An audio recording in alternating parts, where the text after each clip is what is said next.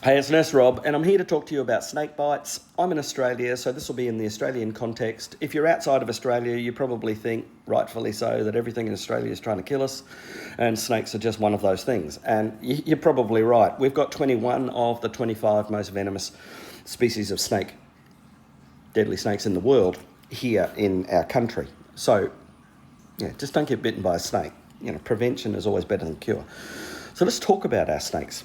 We've got 5 genus of snakes that are medically important. And let me qualify that. Medically important means that we've been motivated to produce an antivenin for, right?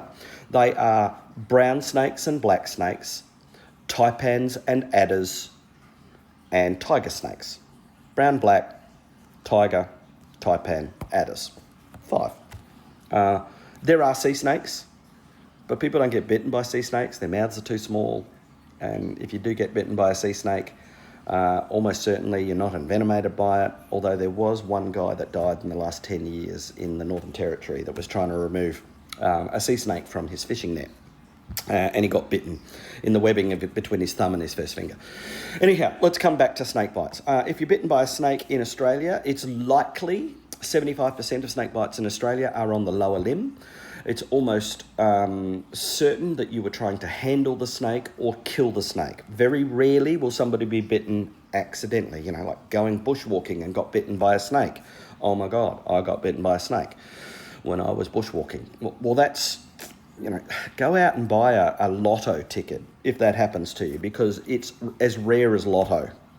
So people in Australia are getting bitten by snakes because they're trying to handle them or they're trying to kill them, which, by the way, is totally illegal. You are not allowed to kill a snake in Australia. Okay. About 3,000 to 4,000 people are reporting snake bites every year. So we'll come to a health service facility, about 3,000 to 4,000 bites a year. Of those 3,000 to 4,000 people, about 200 might receive antivenin or an antivenom. And of that, on average, we lose about 3 to 5 people every year to snake bite. So 3,000 to 4,000 bites a year present at hospitals, and about 3 to 5 people per year will die from snake bite.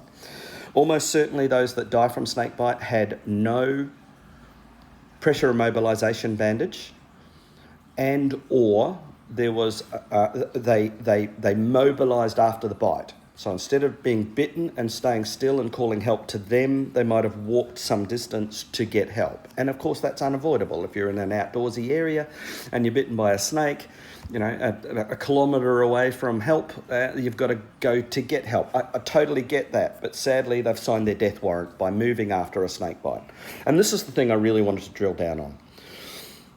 The snake venom components are large protein molecules and they can only travel in the lymph fluid. So pressure immobilization bandage is thought to squeeze down the lymph to retard. We now know it doesn't completely stop venom transport, it just slows down venom transport. So it retards venom transport. The most important feature of pressure immobilization is just that, immobilization. So keep the patient still, keep the limb straight, put a splint on it and bandage a splint to the limb so they can't bend their knee or wriggle their ankle or wriggle their toes. Same with their arms. They can't move their elbow, their wrist, their hands. Completely splint the limb. Ideally, if we're doing an arm, we would just try and splint the arm up against the side of their body so they can't move, right? Movement causes lymph to move, and that's where the venom is. It's in the lymph, it's not in the bloodstream yet. That's what we're trying to stop, is that lymphatic bound venom travelling into the bloodstream downstream. Okay. In most first aid courses in Australia, you'll be taught not to wash the bite site, so that when the patient comes to the hospital, we can test the swab. We can swab around the bite site for the type of venom to determine the type of snake, so we know which antivenin to give. And whilst that might have been true back in the 90s and even into the 2000s, we haven't done that for 10 years. The standard of practice is not to look at the snake bite. It's really rare for us to want to know in an emergency department what sort of snake you've been bitten by. And the fundamental reason for that is because the antivenin that we're giving you covers all of the snakes. So it doesn't matter whether you've been bitten by a brown snake or a black snake or a taipan or a death adder.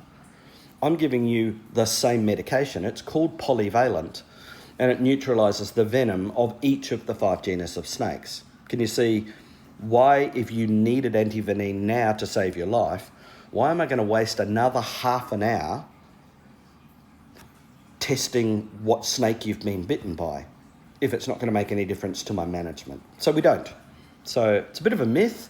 I know that's a surprise to you. If you're watching this or you've never been in an emergency department when you've managed snake bites, you're probably thinking, oh, that's rubbish. Of course, they always test the site. But we don't. We just don't. In fact, in rural and remote hospitals around Queensland, particularly my state, many of them don't even have venom detection kits anymore. So you might diligently take that patient into a small rural hospital, and I'm telling you now, we're not testing snake bite to determine what sort of snake you've been bitten by. It makes no difference to your management. We're giving you a one-shot fix. It's called Polyvalent. We've had it since the 1980s. Now, if, however, you absolutely for certain know the species of snake. Let's say that you're working in a zoo and you're a snake handler, and part of your job is to clean cages, and you were bitten by a species that was known. Then we can use the monovalent. If we know absolutely that it was a species of brown snake that bit you, then we can give you brown snake monovalent. There's no question. But again, we don't need to test the site because the genus of snake was already known to us. We can choose the correct product to give you. But in snake bites where we don't for certain, and we never take the word of some so-called expert, oh yeah, it was definitely a brown snake, oh it was a red belly black, it had to be a red belly black because we saw a red belly black in the yard. We don't believe that rubbish.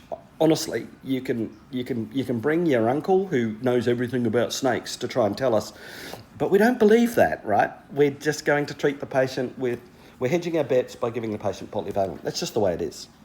And we only give the antivenin, not because you've been bitten, but when that venom starts to demonstrate that it's in your bloodstream. So you could have been bitten 10 hours ago, but not showing any signs of systemic envenomation. And it's not until we start to see systemic envenomation that it is safe or appropriate to give antivenin. Think about this. We're giving an antivenom into your bloodstream, and it's got to neutralize venom that by its own premise should be in the bloodstream. And if it's still in your lymphatic system and it's not in your bloodstream, what are we hoping the antivenin's going to do? It can't do anything unless it comes into contact with the venom, right? Yeah. You're going to think about that and go, oh yeah. So there it is. Pressure immobilization. Keep the patient very still. Get the patient, an ambulance to the patient, not the patient to an ambulance, right?